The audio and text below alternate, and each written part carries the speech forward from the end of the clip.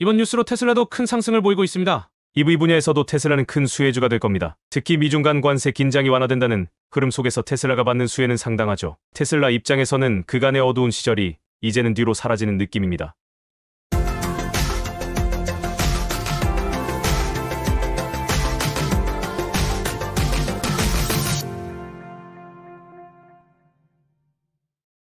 안녕하세요. 오늘의 테슬라 뉴스입니다.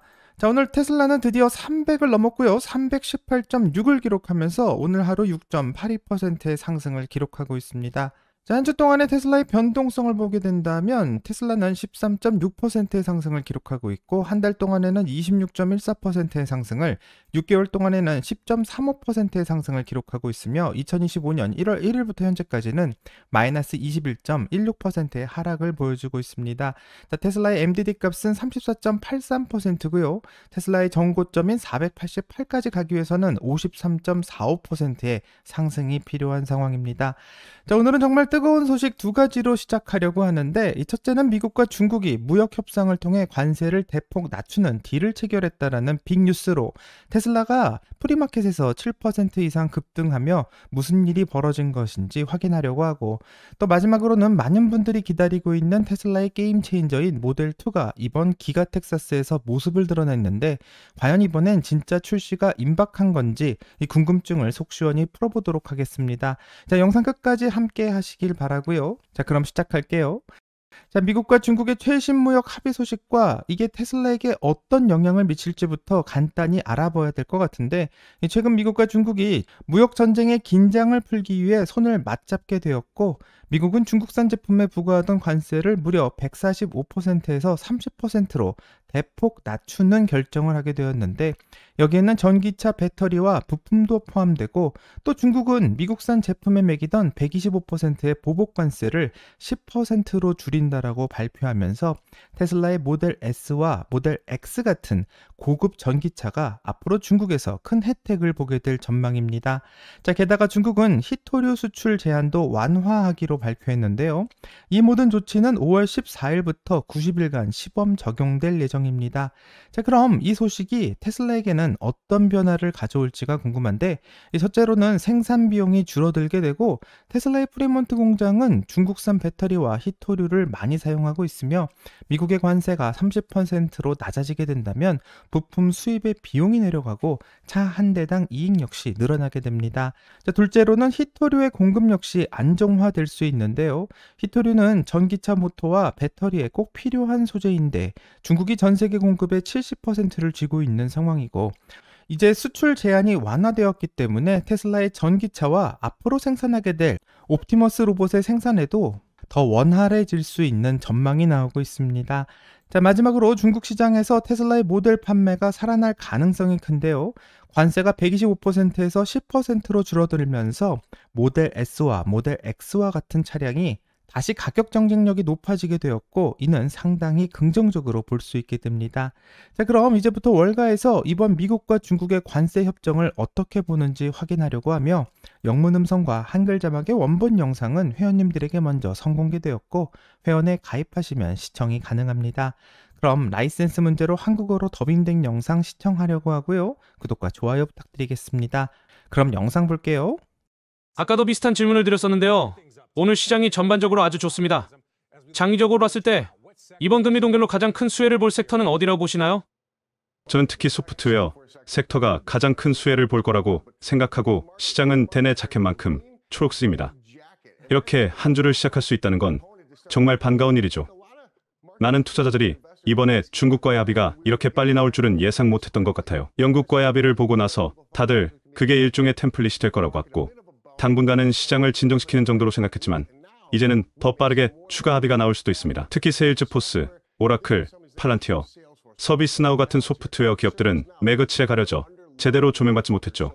하지만 파도가 높으면 모든 배가 뜨듯 지금은 전반적인 랠리가 펼쳐지고 있고, 엔비디아는 7.5% 상승, 테슬라는 8% 급등 중입니다. 추억 커버링도 강하게 나오면서 대내 자켓처럼 종일 초록꿀일 겁니다. 지금 제 옆에 계신 덴 아이브스 분석가와 계속 이야기 나눠보겠습니다. 방금 소프트웨어 얘기를 해주셨는데요. 매그치 중심의 기술주들 중 단기적으로 가장 큰 수혜주는 누굴까요? 전 엔비디아라고 봅니다. 특히 이번 중국 관련 관세 이슈에서 가장 큰 영향을 받았던 기업 중 하나였고요. 앞으로 H20 관련해서도 주목해야겠죠.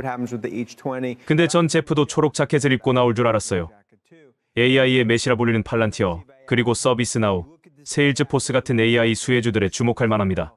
지금 기술주 투자자들에겐 거의 꿈 같은 시나리오입니다. 이번 주말에 이렇게 긍정적인 결과가 나올 줄은 아무도 몰랐죠. 그래서 저는 이제 기술주뿐만 아니라 전체 시장도 새로운 고점을 향해 나아갈 가능성이 충분하다고 봅니다.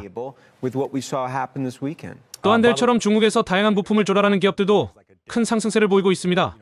device makers and people like that source a lot of different components and things from China as well. 플란티어 얘기를 하셨으니 말인데요. 이번 기자회견에서 재무장관 스콧 베스틴이 언급한 부분 중 하나가 Treasury Secretary Scott Bessent mentioned is that 이번 무역 합의와는 별개로 미국 정부는 연방 지출과 부채를 줄이는 데 계속 집중할 거라고 했습니다. 이게 팔란티어처럼 정부 의존도가 높은 기업에는 리스크가 될까요? it gets about half of its revenue from the government. 오히려 저는 그게 팔란티어 같은 기업에는 긍정적이라고 봐요. 왜냐하면 정부가 효율을 추구할수록 소프트웨어에 대한 수요는 더 커질 거거든요. 오라클이나 마이크로소프트에도 긍정적일 수 있습니다.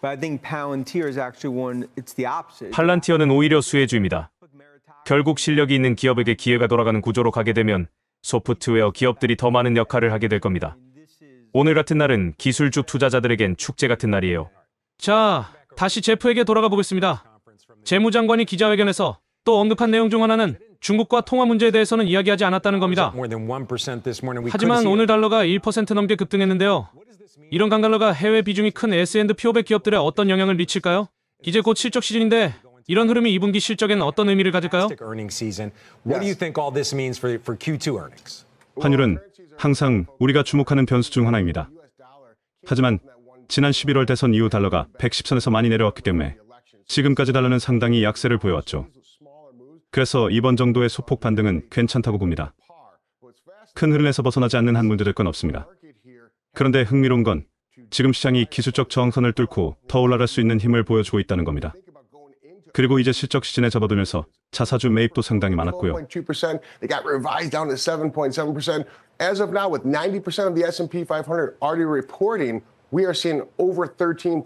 So we're going to see where it all comes in. But this is 지금은 낙관론이 시장을 지배하고 있어요. 만약 아직 슛을 커버하지 않은 투자자들이 있다면 오늘 큰 고통을 겪게 될 겁니다.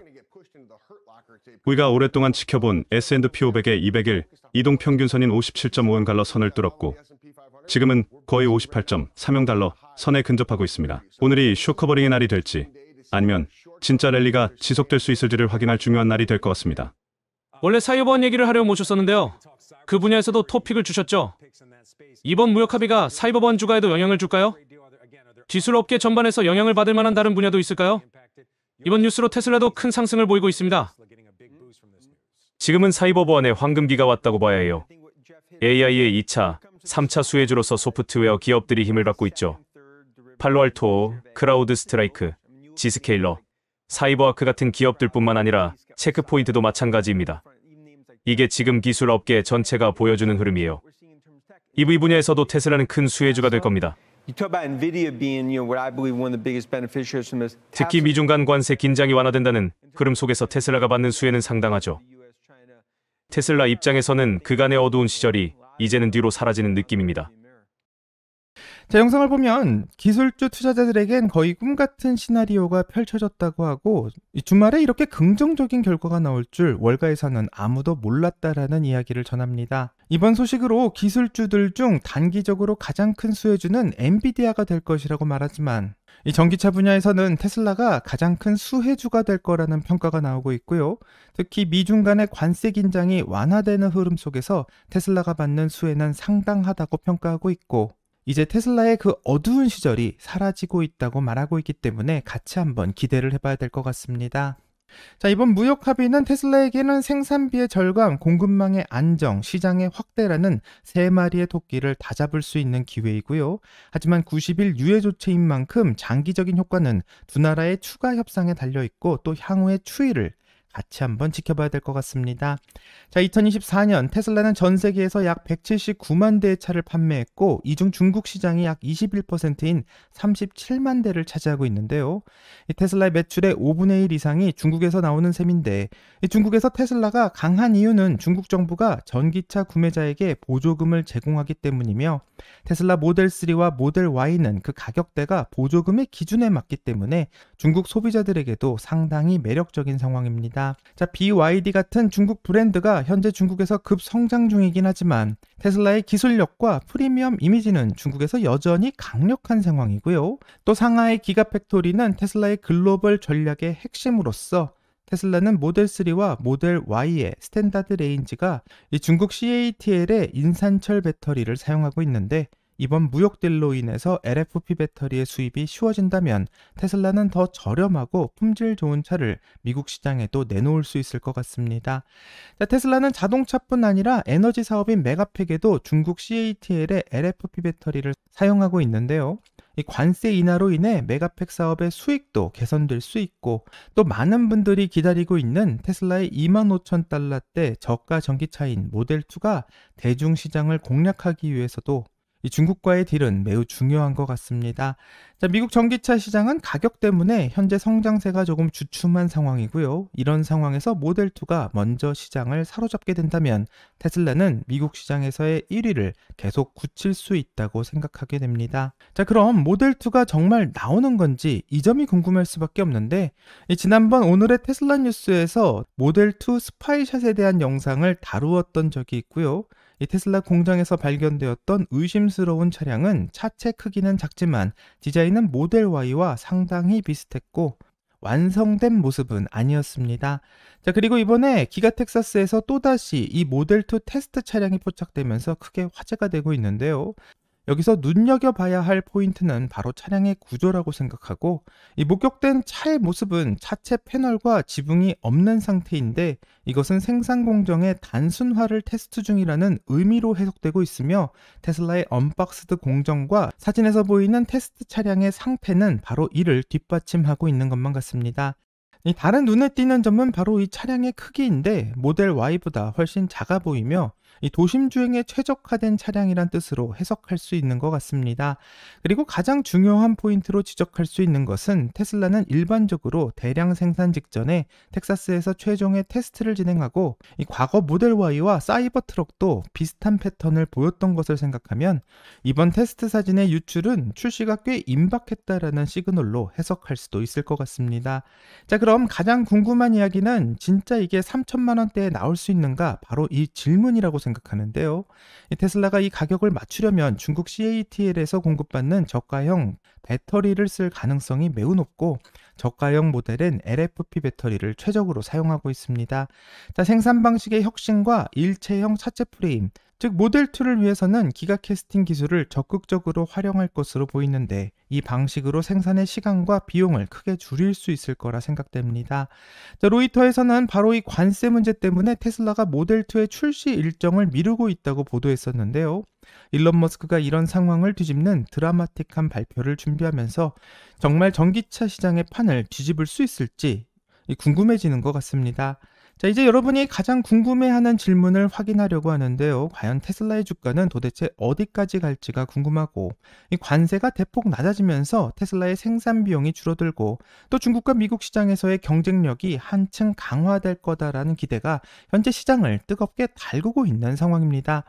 자, 지금이 2025년 5월 중순인데요. 바로 다음 달인 6월에는 테슬라의 게임 체인저인 로보택시의 출시가 예정되어 있고, 만약 이 로보택시가 계획대로 출시되고 지금의 긍정적인 분위기가 계속 이어지게 된다면 이 테슬라의 주가는 지금보다 훨씬 더 큰 도약을 할 가능성이 매우 크다고 생각합니다.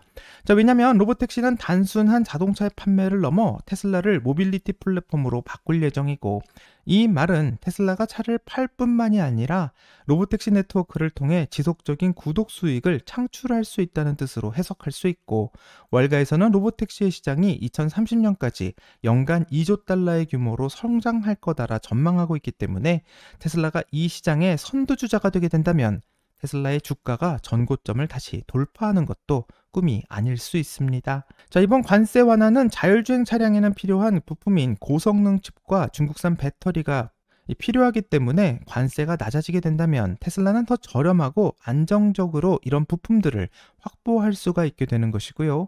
로보택시의 생산 비용이 줄어들고 또 정식 서비스 출시가 더 빨라질 가능성도 커지고 있습니다. 물론 투자에서는 장밋빛 미래만 있는 것은 아니기 때문에 변동성이 큰 트럼프 정부의 정책을 계속 지켜봐야 할 것 같고 90일 이후에도 이런 무역의 딜이 계속 유지가 될지 아니면 또 다른 변수가 튀어나올지는 지켜봐야 할 것 같습니다. 현재 웨이모의 로보택시가 업계 최고라는 평가를 받고 있고 일론 머스크의 정치적 행보로 인해서 많은 논란도 있지만요. 그럼에도 불구하고 테슬라는 여전히 독보적인 존재라 생각하고 강력한 브랜드와 세계 최고 수준의 자율주행 기술 그리고 글로벌 생산 네트워크라는 테슬라의 든든한 무기로 모델2와 로보택시, 옵티머스 로봇 같은 미래의 프로젝트들도 줄줄이 완성시킬 수 있을 것이라 예상하게 됩니다. 자, 6월 로보택시 출시가 성공적으로 이루어지고 관세 완화로 그 비용의 절감 효과까지 더해지게 된다면 과연 테슬라의 상승세는 어떻게 될지가 궁금하고요. 이번 무역딜과 로보택시의 시너지가 테슬라를 어디까지 데려갈지 같이 한번 기대해 보겠습니다. 여기까지가 오늘의 테슬라 뉴스고요. 오늘 영상이 도움이 되셨다면 구독과 좋아요 그리고 알람 설정 부탁드립니다. 오늘 좋은 하루 되시고요. 오늘의 테슬라 뉴스는 내일 또 새로운 소식으로 다시 찾아오겠습니다. 감사합니다.